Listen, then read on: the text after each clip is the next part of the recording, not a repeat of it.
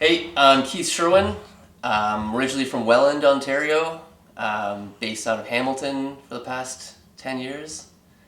I play bass in System System, and I play guitar in Spook the Beast.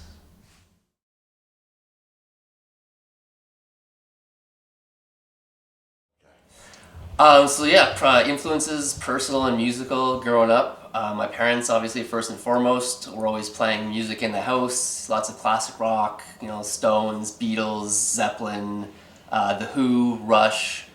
And they would also show me movies, like music movies, like the Woodstock movie. I remember really thinking that was really cool. Like the Doors movie. Tommy was like that Who movie, where it was like the concept album. They made it into a movie. So stuff like that they were definitely always kind of showing me stuff like that. They were the ones they put me in piano lessons when I was a young kid. Even though like it was like the same thing, they put me in a French school too. Like neither one of them spoke French or were French ethnically, and neither one played piano. It was one of those things they thought that was a good parent move. You know what I mean? It's like when they say play Mozart for your baby, it'll make them smart. The cat's knocking his food dish off the table. And then like my cousin Jeff was like someone I looked up to as far as using a lot of that heavier music. And then my dad had a guitar in the house all the time. He had like an acoustic guitar, and so he played guitar a bit. And so like when it came around time for me, I kind of started kind of eyeing the guitar and kind of like, will you show me how to play the guitar? So I was kind of eventually, so like piano and then guitar and then, so there's always been people around me always listening to music and appreciating music, I guess. There's always been a lot of music appreciation going around,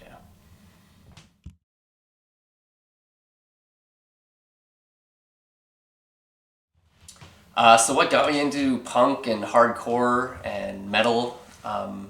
Like a lot of people my age, I was into the whole pop punk thing when that kind of started happening. I was taking piano lessons and around, like I was like 10, 11, 12. The whole pop punk thing kind of came on the radar, bands like Blink 182 and Sum 41 and stuff like that. And so all of a sudden I was like, piano's not cool, and I wanted to play guitar. And so like my dad had an acoustic guitar in the house when I was growing up, and so I was kind of like, well, show me a couple things, like a lot of people that started with, was it Smoke on the Water, Iron Man, Seven Nation Army, the White Stripes, and then I had a paper route, and so the money that I had saved from my paper route, I bought myself an electric guitar. It was a Yamaha Pacifica. It was one of those like starter packs where you get the guitar and like little 10-watt amp and the stuff from I got it from Central Music in Welland. Big shout out to Central Music.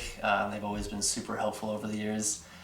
And then from there, I think because of the internet, like when I was growing up, it was right when the internet was becoming like really good, I guess, and like it was like the golden age of downloading, like LimeWire, and during all that time, right? Napster. So Napster. I think this was like just after Napster. I think Soulseek. I use Soulseek. Soulseek, yeah, okay, I don't know that one, yeah, but it was like a lot of stuff like that. So just through being able to download stuff easily and like stuff like Wikipedia and just like the internet, you just start going down the rabbit holes of bands. So like you're at first you're into like these pop punk bands, then you look into who they were influenced by, and then all of a sudden you found this band called Rancid, and then you keep digging, and all of a sudden you're so if you find Rancid, you're like, oh shit, this is cool, and then you go deeper and you find Operation Ivy, and oh fuck, like and just the internet definitely just going down rabbit holes, and just like for a while coming to the end of that pop punk era, you'd have like the old heads and like some of the OG like older kids would be like, they're looking at you like, oh, you think you're punk, kid? Like, that's not punk. And you'd be like, and after a while, it's kind of like, well, tell me, what's real punk, right? So you end up finding bands like, it was like Rancid, NoFX, and stuff like that. But then as we went more, we went further and further back in time to like Minor Threat and Black Flag and Bad. I really loved, when I found Bad, I was like, fuck, that's so cool. And especially because like, I was always kind of like, I didn't stay in one direction as far as any of the punk. I always like split off to like, I liked a lot of the ska stuff and like Slightly Stupid and like stuff like that, the Mad Caddies. So like different types of punk and different stuff that would kind of blend different types, like we were saying, like Operation Ivy and stuff like that. So that was like, yeah, just like going down the rabbit hole of like finding all these different bands. And then around the same time, like I was kind of listening to like a lot of like hard rock, like AC/DC and Guns N' Roses and stuff like that. But there was always that kind of gravitated towards things getting heavier and faster and more aggressive. And eventually my cousin Jeff showed me Metallica, and that was like the biggest game changer for me. Like I was obsessed with Metallica. Still love them, as far as like they're like one of those bands that like, especially like obviously just like the first like 4 or so albums, it's like it's timeless. Like it's one of those bands that like I would never call them like my favorite band or anything like that, but it's like it's one of those bands that you'll always go back to. And then like yeah, from there, like I said, things just kind of got heavier and faster and more aggressive. I was really into playing guitar, so I was actually subscribed to like guitar magazines.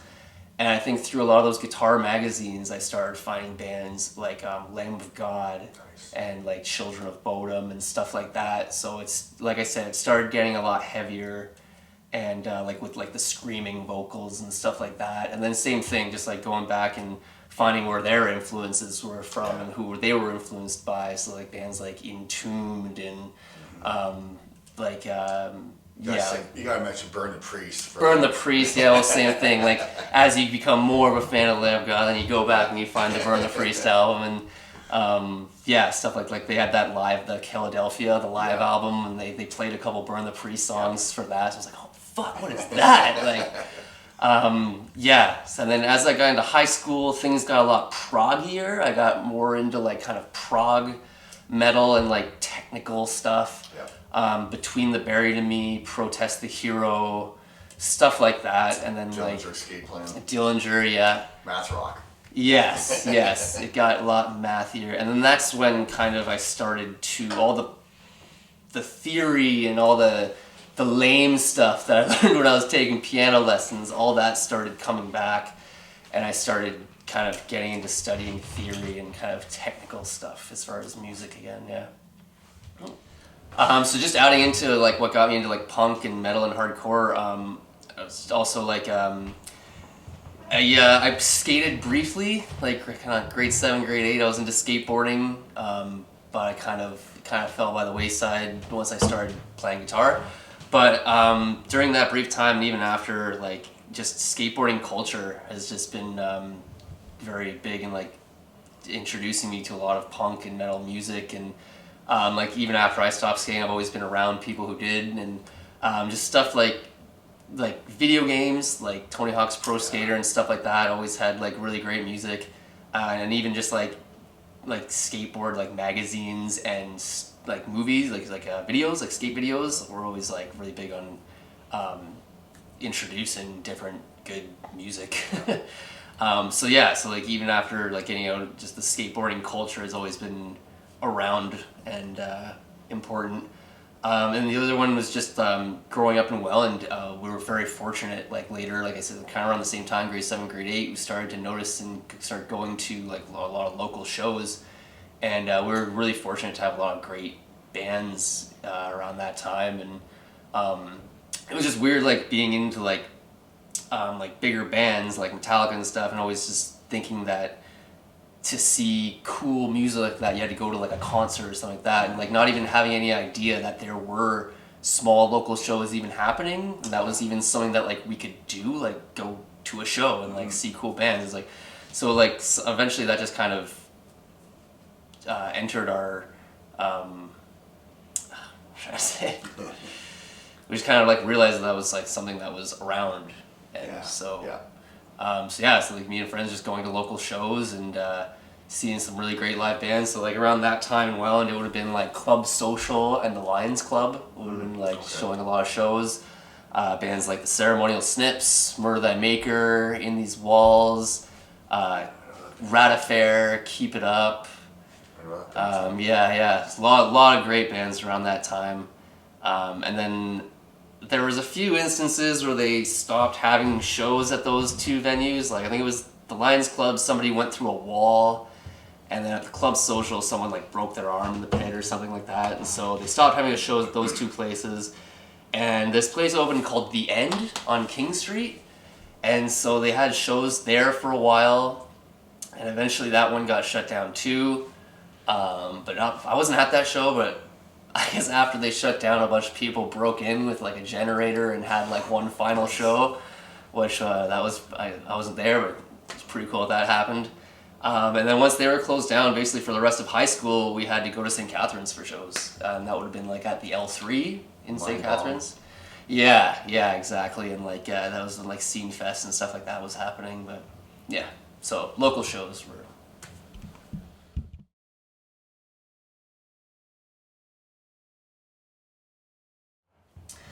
So first concert I ever attended was Barney the Dinosaur. I think my dad took me to see a live concert of Barney. That's awesome. I don't remember it at all. I was very, very young. I have no recollection, but there's photo evidence, so it happened. But I guess next after that, like as far as like music would be, in Welland we used to have the food festival every year, and just like a bunch of like food vendors and stuff. And every year they'd have like a musical guest. And it was always like I can't remember which one would have been first, but I remember there was Tom Cochran, Jeff Healy, Nice. and who's the one that does Bad to the Bone? George Thorogood.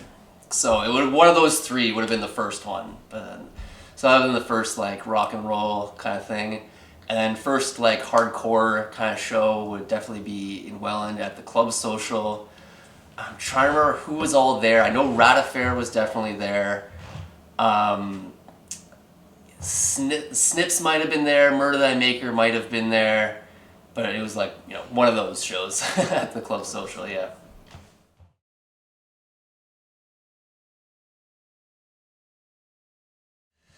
Alright, so some favorite shows from over the years.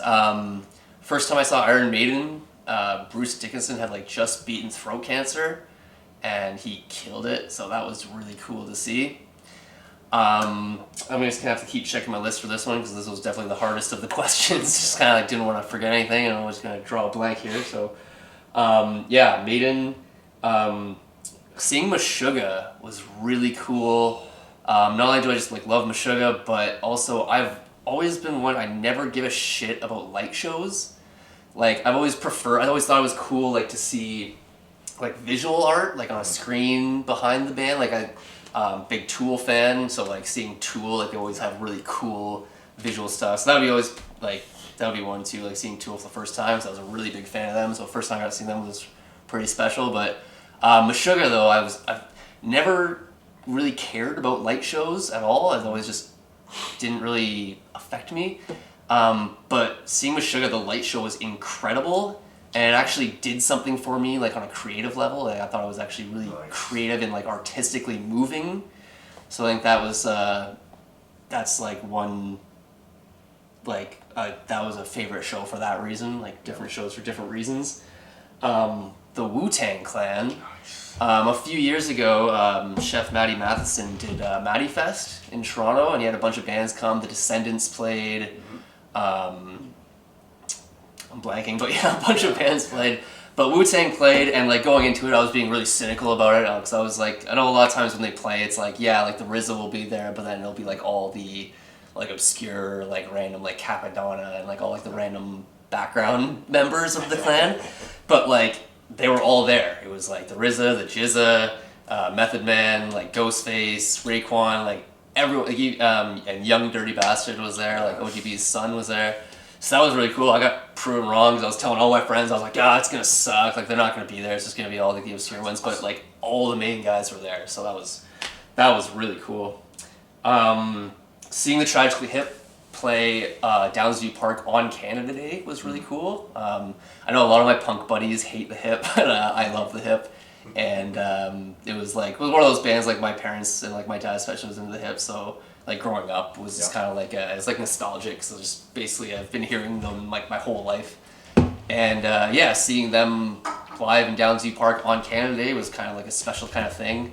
It was always like I was kind of treated like my cousin my cousin got to see the Dropkick Murphys in Boston on St. Patrick's Day one time, and I always thought that was the coolest thing. I was like, what? Like, there's nothing comparable to that, right? It'd be like, it's like seeing Burzum at a church burning or something like that, right? It's like nothing quite as like on brand comparable, right? So yeah, the hip on Canada Day was really cool.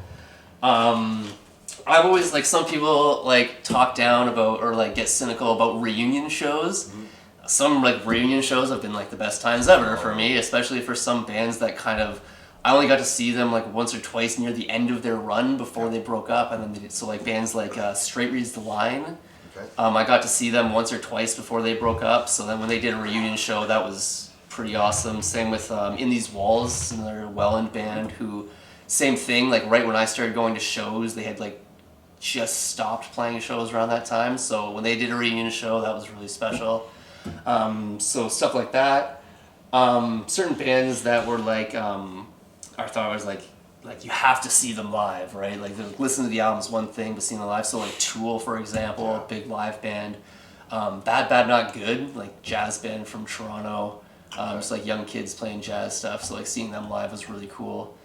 Another thing I thought was really cool is when you see a band that you really like, but there's someone notable filling in on like one of the instruments. Mm-hmm. So like I saw Born of Osiris play, and Tosin Abasi from Animals as Leaders was filling in on guitar. So that was pretty wild. There's another time I saw Monuments play, and Alex Rudinger was on drums, and he's like, you know, one of the big like modern metal drummers. So that was super cool. And then even just like even though I was playing the show, the first show I ever played, first live show was Sick of Shit. We were opening for Haymaker, and I thought this is a really cool anecdote because I was 23 playing my first show opening for Haymaker, and Grant Coates, who was playing guitar in Sick of Shit, his first show that he ever played was playing bass for Haymaker, and he was when he was 23. Yeah. So that was kind of just like a little kind of a cool connection there. And not only was that like my first show, but it was also the first time seeing Haymaker play live. And for anyone that's ever seen Haymaker play live, it is something else. Yeah. And I mean, I'd been going to like local punk and hardcore shows growing up, but I had never seen anyone firing off fireworks in the fucking mosh pit before. That was pretty mind blowing, and you know, I'm like I got black shit coming out my nose for the next week or so. But yeah, that was really special. Yeah.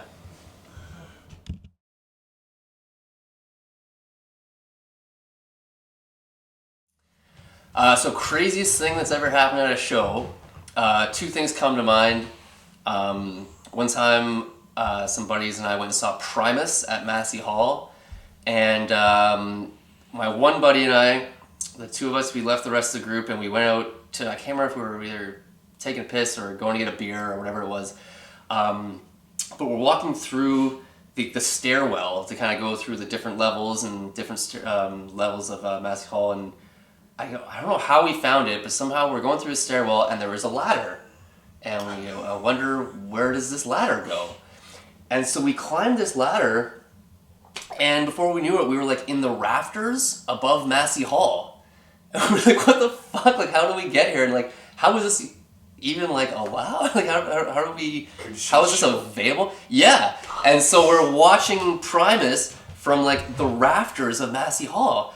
And so we start kind of walking along the catwalk along the side, and there's like this like, it's like kind of blocked off by like a barrier, like some like wood beams or like 2x4s or whatever. So we kind of like sneak under that. We kind of start crawling through, and then I look down, and there's like a hole in like the floor where we're walking, and I look down, and I'm looking directly straight down onto the top of onto the stage, and I'm like directly above like the band as they're playing. And like I said, there was kind of like wood beams. It seemed kind of sketchy, and so I turned to my buddy. I said, "Let's get the fuck out of here, because we're gonna fall right through and kill Les Claypool, and we're gonna have a riot of like Primus fans on our hands."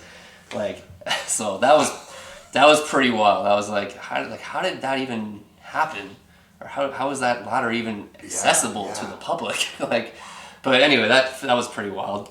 The other time that comes to mind, and I swear to God, every time I tell this story, I feel like a liar. I feel like I'm embellishing, and I'm like, there's no way this actually happened. But in preparation for this interview, I checked with a couple of my friends who were there. I said, hey, did this actually happen? Because I always feel like I'm making this up when I tell people the story. And all my friends said, yeah, dude, it happened. Anyway, went to see the Black Dahlia murder in Toronto. I'm pretty sure the venue was called the Rec Room, but it was in Toronto. And it was the Black Dahlia murder, and there was a man and a woman fucking in the mosh pit. They were facing each other. He was kind of holding her up like this, and it was wild, man. And people were still moshing like around them. Like obviously nobody was getting too close, but like the mosh pit went on, and they were just like doing their thing, like standing.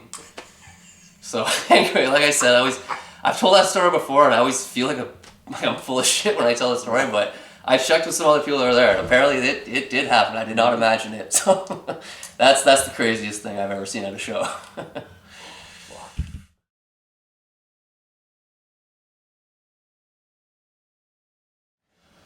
So sometime in late 2013, early 2014, my friend Brett Bailey and I started writing prog metal songs together. We started just kind of getting together at his place and just kind of trying to write some songs. And we wanted to do kind of like a progressive technical metal kind of thing. Anyway, so during the course of writing music in his apartment, his roommate had a buddy come over one time, and I forget what the roommate's name was, but anyway, his buddy came over, and his name was Jesse. And Jesse had a jam space, which is the Parkdale Jam Space, which, if you know, you know. Anyway, so Jesse was a drummer, really good drummer, and he invited Brett and I to come jam with him and his buddy Christoph. Christoph was playing guitar with him, but as we started jamming, Christoph kind of wanted to just focus more on doing vocals. Brett and I played guitar, and Jesse played drums, and we did that for a little while. It kind of fizzled out. We never ended up playing any shows, recording anything, but it sort of fizzled out. It kind of came back a little bit later. Brett and I started doing it again with Christoph, without Jesse, but we eventually, recorded an album. All the drums were programmed, and we released an album online that was called Noise Rhetoric, was the name of the band. It was kind of our kind of project that we were doing, and again, never played any shows, but we were passionate about it. We were trying to get something going there, but it just kind of fizzled out after a little while. But anyway, around that time, Christoph was playing in a band called Hammertooth with Grant Coates, his friend Lorne, and anyway, they had a buddy of theirs playing bass. And anyway, they asked, I guess their buddy wasn't really interested in playing bass anymore. Carl was his name. So anyway, Christoph asked if I wanted to come hang out and play bass with them. And it was just kind of like a for fun, kind of like a punk, hardcore kind of project. They had played a couple shows, I believe. By the time I joined, it kind of once again kind of fizzled out. I'd never played any shows with them. They played a couple shows, but by the time I joined, it kind of just fizzled out. And then same thing around that same time, Grant was in another band called Sick of Shit with Adam Wood and Andrew. And Adam was playing bass and singing, and he had decided that he wanted to kind of just do vocals kind of thing. And so I think I was to the Doors pub. I had gone to see them play live. I'm not going to remember the other bands that were playing, but anyway, so after their set, I was kind of just hanging out at the bar, and Adam actually approached me, and he just let me know, hey, I don't really want to play bass anymore. I kind of want to focus on just doing vocals. And he said, he knew me through jamming with Grant and stuff, and asked if I wanted to come play bass with them. Fucking right. I was I really liked their band, and seeing them live was just even more reaffirming. I was like, yeah, I'd love to come play with you guys. So I joined Sick of Shit. I think 2016 was when I joined them, and I had a great time playing with them for a few years. The pandemic happened, or you know what? Actually, even before the pandemic, so Andrew left the band, our drummer, and after Andrew left, we were introduced. I think it was through Johnny Ibe introduced us to Jeremy. And Jeremy was playing drums in the band Sea of Troubles. Great band, they're still going, check them out. he doesn't play with them anymore. But anyway, he joined on with us for a little while after Andrew left, and then the pandemic happened, and one thing after another.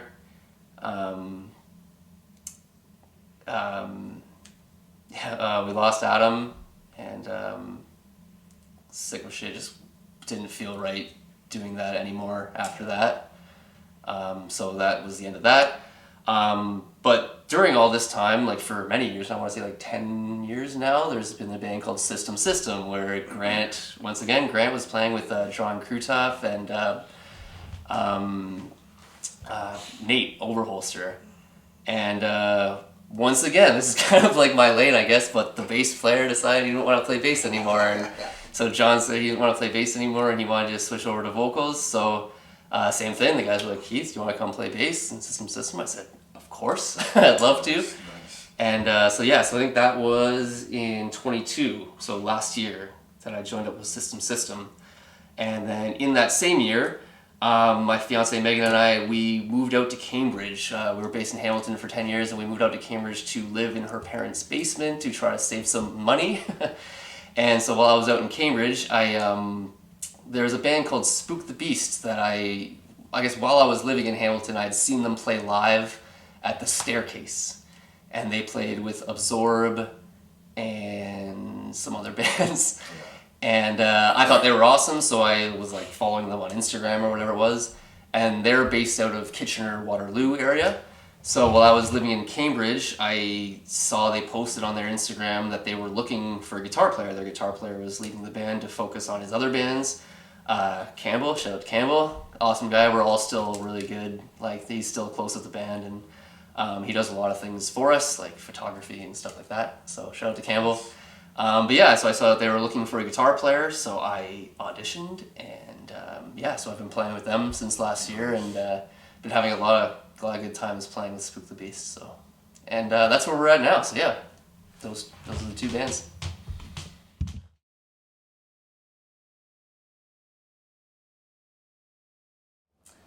So what I like most and dislike most about being a musician, definitely just the answer to both questions is working with other people. And I mean, like I will always be doing music, like for the rest of like in some capacity or another. Like I like to record my little solo projects at home, and I like to whatever.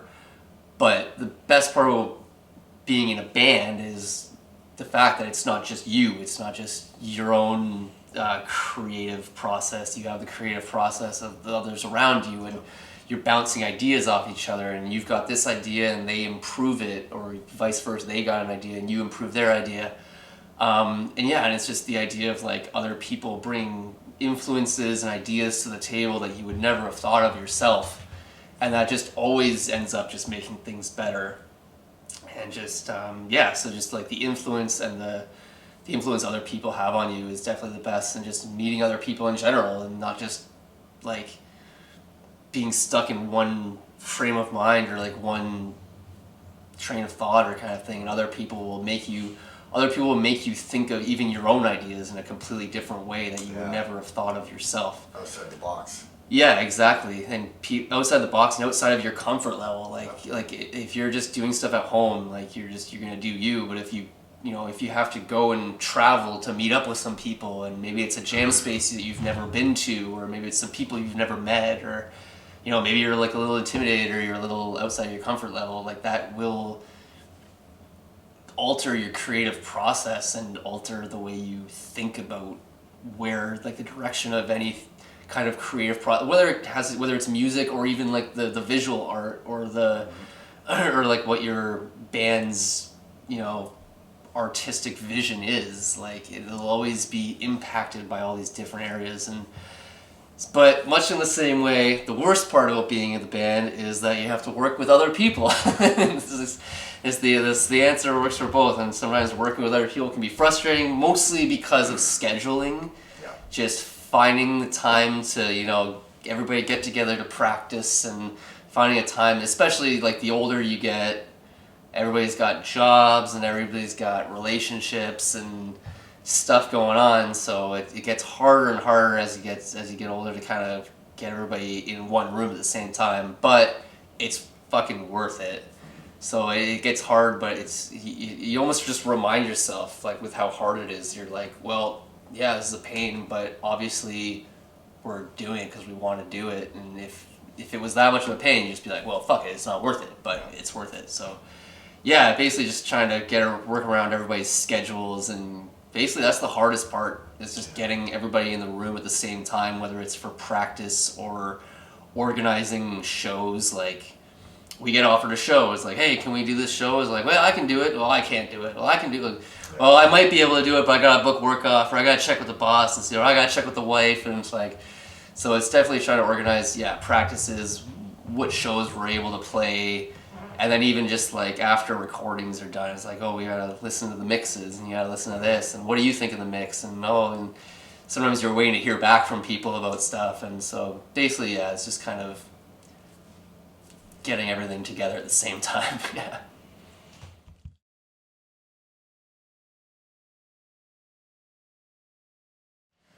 So my favorite food is sushi. I love sushi. I'm down for sushi anytime. Close runner-up would be buffalo chicken wings. I love me some buffalo chicken wings. I feel very strongly about, like, sometimes I'll get asked when I order them, like, do you want them breaded or unbreaded? To which I reply, I want chicken wings, not fried chicken. Chicken wings are not breaded. Yes. Oh, no. And that's all I have to say about that.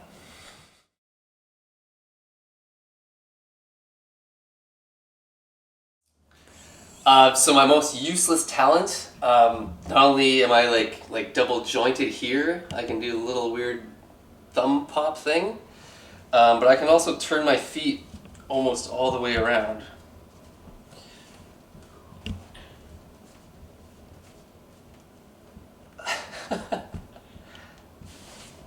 Yeah. So yeah, I just want to give a thanks to Steve for asking me to be a part of this, and thanks for just making these videos. And we all really we all enjoy them a lot. And yeah, stronger than ever, forever and ever.